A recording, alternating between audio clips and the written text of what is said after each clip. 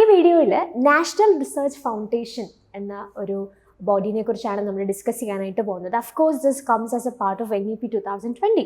So national education policy എന്ന് പറയുന്നത് വളരെ സിഗ്നിഫിക്കൻ്റ് ആയിട്ടുള്ള ഇമ്പോർട്ടൻ്റ് ആയിട്ടുള്ള ഒരു ഏരിയ ആണ്. അപ്പോൾ നമ്മളത് വളരെ ഡീറ്റെയിൽഡ് ആയിട്ട് നമ്മുടെ ലൈവ് സെഷൻസിലും അതുപോലെ നമ്മുടെ LMS പ്ലാറ്റ്ഫോമിലൊക്കെ ഡിസ്കസ് ചെയ്യുന്നതാണ്. അപ്പോൾ അതിനകത്തെ വളരെ സ്പെസിഫിക് ആയിട്ടുള്ള ഒരു ഇനിഷ്യേറ്റീവാണ്, അല്ലെങ്കിൽ റെക്കമെൻഡേഷനാണ് നാഷണൽ റിസർച്ച് ഫൗണ്ടേഷൻ എന്നുള്ളത്. അപ്പോൾ ഇതുമായിട്ട് ബന്ധപ്പെട്ട എന്തൊക്കെ കാര്യങ്ങളാണ് NEP 2020 മെൻഷൻ ചെയ്തിരിക്കുന്നത് എന്നുള്ളത് നമ്മൾ നോക്കും. സോ ഈ ഒരു കോൺസെപ്റ്റ് അല്ലെങ്കിൽ എന്താണ് ഈ ഒരു റെക്കമെൻഡേഷൻ കൊണ്ട് ഉദ്ദേശിക്കുന്നത് എന്ന് മനസ്സിലാക്കാനായിട്ട് പോകുന്നതിന് മുമ്പ് ഈ ഒരു പർട്ടിക്കുലർ ഇനിഷ്യേറ്റീവുമായി ബന്ധപ്പെട്ട് ജാനുവരി 2024 സെറ്റ് എക്സാമിൽ ചോദിച്ചിട്ടുള്ള ഒരു ക്വസ്റ്റ്യൻ നമുക്ക് എക്സ്പ്ലോർ ചെയ്യാം. സോ ഇത് അസേർഷൻ റീസൺ ക്വസ്റ്റ്യൻ ആണ്. അപ്പോൾ ഇതിലൂടെ നമ്മൾ എക്സ്പ്ലോർ ചെയ്യുന്ന കാര്യം നാഷണൽ റിസർച്ച് ഫൗണ്ടേഷൻ എന്താണ് എന്നുള്ളത് നമ്മൾ എക്സ്പ്ലോർ ചെയ്യും. അതോടൊപ്പം തന്നെ പലപ്പോഴും നമുക്ക് വളരെയധികം ഡിഫിക്കൽറ്റി വരുന്ന ഒരു കൈൻഡ് ഓഫ് അല്ലെങ്കിൽ ടൈപ്പ് ഓഫ് ക്വസ്റ്റ്യൻ ആണ് അസേർഷൻ റീസൺ ക്വസ്റ്റ്യൻസ്. അപ്പോൾ ബാക്കിയുള്ള ഇപ്പോൾ MCQs അല്ലെങ്കിൽ ഒബ്ജക്റ്റീവ് ടൈപ്പ് ക്വസ്റ്റ്യൻസ് നമുക്ക് കുറച്ചുകൂടെ നന്നായിട്ട് ആൻസർ അറിയാമെങ്കിൽ അല്ലെങ്കിൽ ആൻസറിലേക്ക് എത്താൻ എളുപ്പമായിരിക്കും. മാത്സ് ദ ഫോളോയിങ് അത്യാവശ്യം നമ്മൾ ചെയ്ത് പരിചയമുള്ളതുകൊണ്ട് അത് നമുക്ക് അത്യാവശ്യം നന്നായി ഹാൻഡിൽ ചെയ്യാൻ പറ്റും. ഈവൻ സ്റ്റേറ്റ്മെന്റ് ക്വസ്റ്റ്യൻസ്, 2 സ്റ്റേറ്റ്മെന്റുകൾ തന്ന് ശരിയോ തെറ്റോ എന്ന് ഐഡന്റിഫൈ ഉള്ള ക്വസ്റ്റ്യൻസിൽ കുറച്ചുകൂടി ഒരു ഹയർ ലെവൽ ക്വസ്റ്റ്യൻ ആണ്. കാരണം 2 സ്റ്റേറ്റ്മെന്റ് നമുക്ക് അറിയണം, എങ്കിൽ മാത്രമേ റൈറ്റ് ആൻസറിലേക്ക് വരാനായിട്ട് സാധിക്കുള്ളൂ. എങ്കിൽ പോലും അതിനേക്കാളും കുറച്ചുകൂടി ട്രിക്കിയാണ് അസേർഷൻ റീസൺ എന്ന് പറയുന്നത്. കാരണം ഇതിനകത്ത് 2 സ്റ്റേറ്റ്മെന്റുകളുണ്ട്, അത് ശരിയാണോ എന്ന് ഐഡന്റിഫൈ ചെയ്താൽ മാത്രം പോരാ. പിന്നെന്താ ചെയ്യേണ്ടത്? ആ അസേർഷനും റീസണും തമ്മിൽ കണക്റ്റഡ് ആണോ, അല്ലെങ്കിൽ അസേർഷനായി തന്നിരിക്കുന്ന സ്റ്റേറ്റ്മെന്റിന്റെ ശരിയായ കാരണമാണോ റീസണിൽ പറഞ്ഞിരിക്കുന്നത്, ഇത് നമ്മൾ ഐഡന്റിഫൈ ചെയ്യണം. അപ്പോൾ കുറച്ചും കൂടെ കോംപ്ലിക്കേറ്റഡ് ആയി അല്ലേ. അപ്പോൾ എങ്ങനെയാണ് ഇങ്ങനെയുള്ള ക്വസ്റ്റ്യൻസ് നമുക്ക് ടാക്കിൾ ചെയ്യാൻ പറ്റുന്നത് എന്നുള്ളത് കൂടെ നമ്മൾ ഈ സെഷനിൽ എക്സ്പ്ലോർ ചെയ്യുന്നത്. അപ്പോൾ എന്തായാലും നമുക്ക് ഈ ക്വസ്റ്റ്യൻ ഒന്ന് വായിച്ചു നോക്കാം. അസേർഷൻ സ്റ്റേറ്റ്മെന്റ് എന്താ പറഞ്ഞിരിക്കുന്നത്? New Education Policy 2020 proposes to test the students' critical thinking, rationalization and creativity with the practical application of their knowledge. So, ഈ അസേർഷൻ സ്റ്റേറ്റ്മെന്റ് വളരെ ജനറൽ ആയിട്ടുള്ളൊരു സ്റ്റേറ്റ്മെന്റ് ആണ്. അതായത് NEP 2020 ഒബ്ജക്റ്റീവ് എന്താണ്, അല്ലെങ്കിൽ അതിനകത്ത് പറഞ്ഞിരിക്കുന്ന റെക്കമെൻഡേഷൻസ് എന്തിനെയാണ് ഫോക്കസ് ചെയ്യുന്നത് എന്നതുമായി ബന്ധപ്പെട്ടുള്ളൊരു സ്റ്റേറ്റ്മെന്റ് ആണ് അസേർഷൻ. അപ്പോൾ ഇവിടെ എന്താ പറഞ്ഞിരിക്കുന്നത്? കുട്ടികളുടെ ക്രിട്ടിക്കൽ തിങ്കിങ്, റാഷണലൈസേഷൻ, അതുപോലെ ക്രിയേറ്റിവിറ്റി. അപ്പോൾ നിങ്ങൾ NEP 2020 കുറിച്ച് അല്ലെങ്കിൽ അതിനകത്ത് പ്രധാനപ്പെട്ട അതിൻ്റെ ഒരു ഇൻട്രൊഡക്ഷൻ മുതൽ നിങ്ങളൊന്ന് വായിക്കുകയാണെന്നുണ്ടെങ്കിൽ ഈ critical thinking and creative thinking എന്നുള്ള ആസ്പെക്റ്റിനെ വളരെയധികം സിഗ്നിഫിക്കൻ്റ് ആയി NEP 2020 എന്ത് ചെയ്യുന്നുണ്ട്, എക്സ്പ്ലോർ ചെയ്യുന്നുണ്ട്, നമുക്ക് മനസ്സിലാക്കാനായിട്ട് സാധിക്കും. And also it focuses on the creativity with practical application of their knowledge. അതായത് കുറേ കാര്യങ്ങൾ ഇങ്ങനെ കാണാതെ പഠിക്കുക, കുറേ കോണ്ടന്റ് പഠിക്കുക എന്നുള്ളതല്ല, മറിച്ച് ആ കോണ്ടന്റ് കുറച്ചുകൂടെ പ്രാക്ടിക്കലായിട്ട് ക്രിയേറ്റീവായി അവർ പഠിക്കുന്ന കാര്യങ്ങൾ അപ്ലൈ ചെയ്യാൻ, ആപ്ലിക്കേഷൻ ലെവലിലേക്ക് കൊണ്ടുവരിക എന്നുള്ളൊരു ആസ്പെക്ട് NEP 2020 വളരെയധികം ഫോക്കസ് ചെയ്യുന്നു. വളരെ പോസിറ്റീവായിട്ടുള്ള കുറച്ച് കാര്യങ്ങളാണ് അസേർഷൻ സ്റ്റേറ്റ്മെന്റിൽ പറയുന്നത്. And it goes well with NEP 2020 recommendations as well. അപ്പം നമുക്ക് അങ്ങനെയാണെന്നുണ്ടെങ്കിൽ അസേർഷൻ സ്റ്റേറ്റ്മെന്റ് കറക്റ്റ് ആണെന്നുള്ളത് അവിടെ നിന്ന് തന്നെ മനസ്സിലാക്കാം. ഇനി റീസൺ ആയി പറഞ്ഞിരിക്കുന്ന സ്റ്റേറ്റ്മെന്റ് എന്താ? The policy proposes the creation of the National Research Foundation as an apex body for fostering a strong culture and building research capacity. അപ്പോൾ ഇവിടെ എന്തിനാണ് ഫോക്കസ് ചെയ്തിരിക്കുന്നത്? നമ്മൾ ഓൾറെഡി പറഞ്ഞ നാഷണൽ റിസർച്ച് ഫൗണ്ടേഷൻ അല്ലെങ്കിൽ NRF കുറിച്ചാണ് ഈ സ്റ്റേറ്റ്മെന്റ്. അപ്പോൾ ഈ സ്റ്റേറ്റ്മെന്റ് കൃത്യമായിട്ട് നമുക്ക് ആൻസർ ചെയ്യണം എന്നുണ്ടെങ്കിൽ എന്ത് ചെയ്യണം? നാഷണൽ റിസർച്ച് ഫൗണ്ടേഷൻ എന്താണെന്നുള്ളത് നമ്മൾ അറിയണം. സോ നാഷണൽ റിസർച്ച് ഫൗണ്ടേഷൻ എന്താണ്, അതിൻ്റെ ഒബ്ജക്റ്റീവ്സ് എന്തൊക്കെയാണ്, അതോടൊപ്പം തന്നെ അത് മറ്റു ചില ഫീൽഡുമായിട്ട് ബന്ധപ്പെട്ട അതിന് സ്പെസിഫിക് ആയിട്ടുള്ള ചില ഒബ്ജക്റ്റീവ്സ് ഉണ്ട്, അതെന്തൊക്കെയാണ്, ഇതൊക്കെ നമുക്കൊന്ന് എക്സ്പ്ലോർ ചെയ്തതിന് ശേഷം we'll be coming back to this question and we'll try to understand or we need to identify how to answer this assertion reason questions as well. അപ്പോൾ അതിലേക്ക് നമുക്ക് തിരിച്ചു വരാം. അപ്പോൾ എന്താണ് ഈ നാഷണൽ റിസർച്ച് ഫൗണ്ടേഷൻ എന്ന് പറയുന്നത്? One interesting fact that you can notice here is ആ ക്വസ്റ്റ്യനിൽ നിങ്ങൾക്ക് റീസൺ ആയി തന്നിരിക്കുന്ന statement is a very direct statement from NEP 2020 itself. അതായത് അതിൻ്റെ NEP 2020 ഡ്രാഫ്റ്റ് നിങ്ങൾ വായിച്ചാൽ അവിടെ നാഷണൽ റിസർച്ച് ഫൗണ്ടേഷനെ കുറിച്ച് പറഞ്ഞിരിക്കുന്ന സെയിം സ്റ്റേറ്റ്മെന്റ് ആണ് നിങ്ങൾക്ക് റീസൺ ആയിട്ട് ആ ക്വസ്റ്റ്യനിൽ തന്നിരുന്നത്.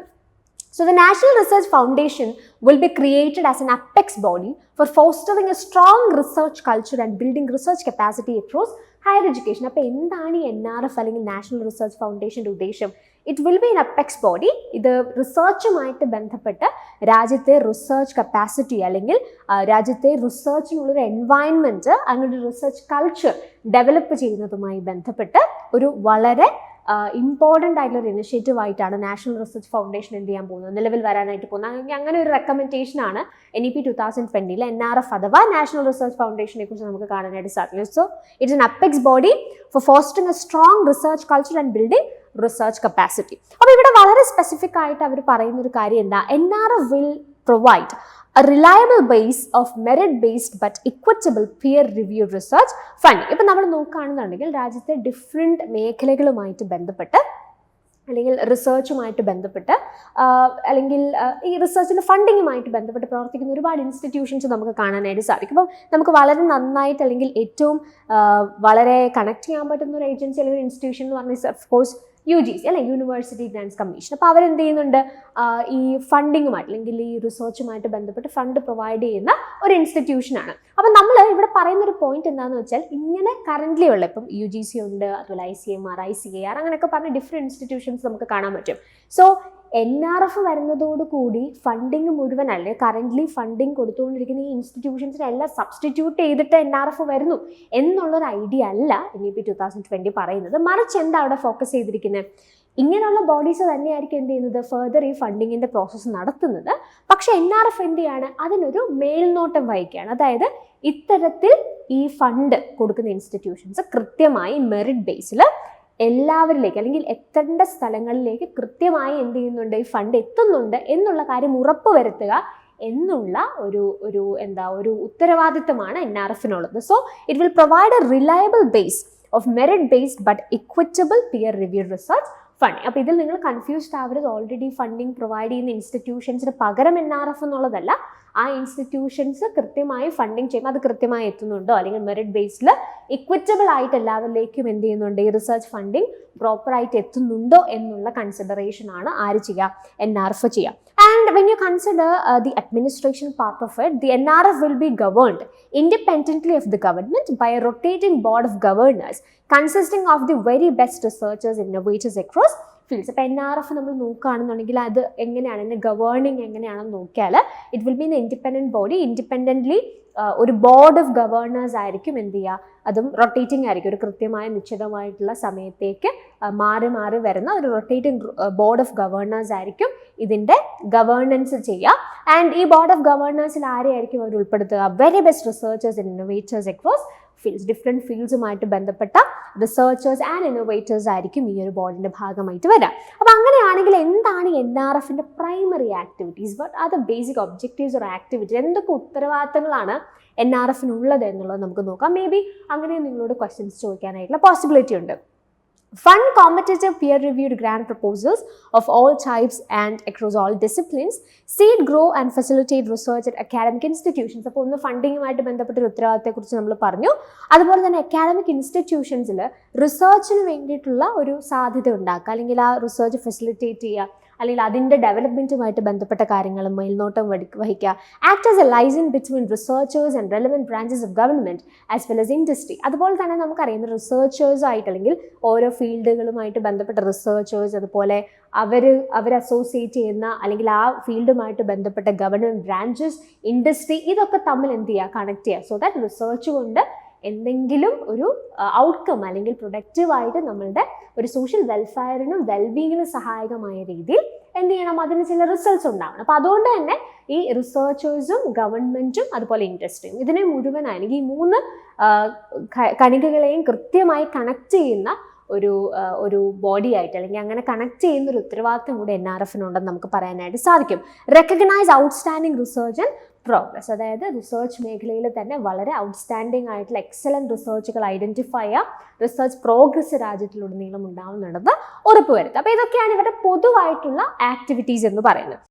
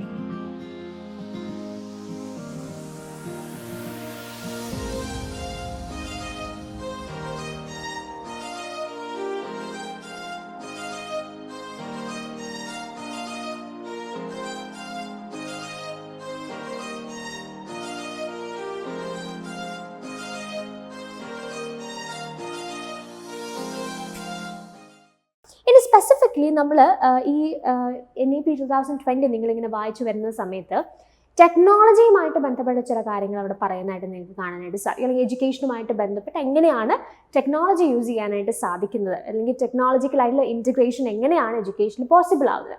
അപ്പോൾ അവിടെ വളരെ സിഗ്നിഫിക്കൻ്റ് എടുത്ത് പറയുന്ന ഒരു ആശയമാണ് എന്ത്, ആർട്ടിഫിഷ്യൽ ഇൻ്റലിജൻസ് അല്ലെങ്കിൽ AI ബന്ധപ്പെട്ട ചില ആശയങ്ങൾ. അപ്പോൾ AI റിലേറ്റ് ചെയ്തിട്ടും NRF എന്തുണ്ട്, ചില പ്രധാനപ്പെട്ട ഉത്തരവാദിത്തങ്ങളുള്ളതായിട്ട് നമുക്ക് കാണാനായിട്ട് സാധിക്കും. 3 പ്രധാനപ്പെട്ട അപ്രോച്ചുകളാണ് ഈ AI എന്ന വിഷയവുമായിട്ട് ബന്ധപ്പെട്ടിട്ട് NRF ഉള്ളതെന്ന് നമുക്ക് പറയാം. എന്തൊക്കെയാണെന്ന് നോക്കിയേ.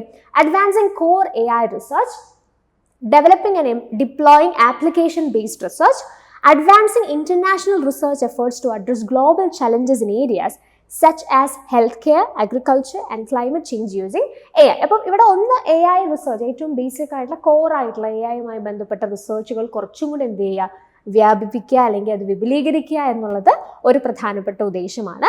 ആൻഡ് ഓൾസോ അതിൻ്റെ കോർ AI ബേസിക് റിസർച്ചുകൾക്ക് അപ്പുറത്തേക്ക് ആപ്ലിക്കേഷൻ ബേസ്ഡ് റിസർച്ചുകൾ കൊണ്ടുവരിക. അതായത് AI കോൺസെപ്റ്റ് അപ്ലൈ ചെയ്യാൻ സാധിക്കുന്ന ആപ്ലിക്കേഷൻ ലെവൽ റിസർച്ചുകൾ പ്രൊമോട്ട് ചെയ്യുക. അതോടൊപ്പം തന്നെ ഇൻ്റർനാഷണൽ ലെവലിൽ വളരെ സിഗ്നിഫിക്കൻ്റ് ആയിട്ടുള്ള ഗ്ലോബൽ ഇഷ്യൂസ് ഉണ്ട്. അപ്പോൾ അതിന് കുറച്ച് എക്സാമ്പിൾസ് പറയുന്നത് health care, agriculture, climate change പോലെ ഒരു ഇൻ്റർനാഷണൽ ലെവൽ അല്ലെങ്കിൽ ഒരു ഗ്ലോബൽ അറ്റൻഷൻ വേണ്ടുന്ന അല്ലെങ്കിൽ ഗ്ലോബൽ ചലഞ്ചസ് ആയിട്ടുള്ള ഇത്തരത്തിലുള്ള കാര്യങ്ങൾ ഇൻ്റർനാഷണൽ റിസർച്ച് എഫേർട്സുകൾ കുറച്ചുകൂടി അഡ്വാൻസ് ചെയ്യാം. അപ്പോൾ അതിനകത്ത് എങ്ങനെയാണ് ഈ മേഖലകൾ അല്ലെങ്കിൽ ഈ ഗ്ലോബൽ ചലഞ്ചസിനെ നമുക്ക് എങ്ങനെയാണ് AI സഹായത്തോടു കൂടി അഡ്രസ്സ് ചെയ്യാൻ സാധിക്കുന്നത്. അപ്പോൾ അത്തരത്തിൽ AI റിലേറ്റഡ് ആയിട്ട് ഈ മേഖലകൾ നമുക്ക് എങ്ങനെ അഡ്രസ്സ് ചെയ്യാം എന്നുള്ളതിനെ കുറിച്ച് പ്രോപ്പറായിട്ടുള്ള ഒരു റിവ്യൂ അല്ലെങ്കിൽ അനാലിസിസ് അല്ലെങ്കിൽ അങ്ങനെ ഒരു റിസർച്ച്, ഇൻ്റർനാഷണൽ റിസർച്ച് എഫേർട്സ് കൂടി ഈ AI കോണ്ടെക്സ്റ്റിൽ NRFൻ്റെ ഉത്തരവാദിത്തങ്ങളായിട്ട് നമുക്ക് കാണാനായിട്ട് സാധിക്കും. So these are some of the important ideas that we can see about NRF അല്ലെങ്കിൽ national research foundation under new education policy or NEP 2020.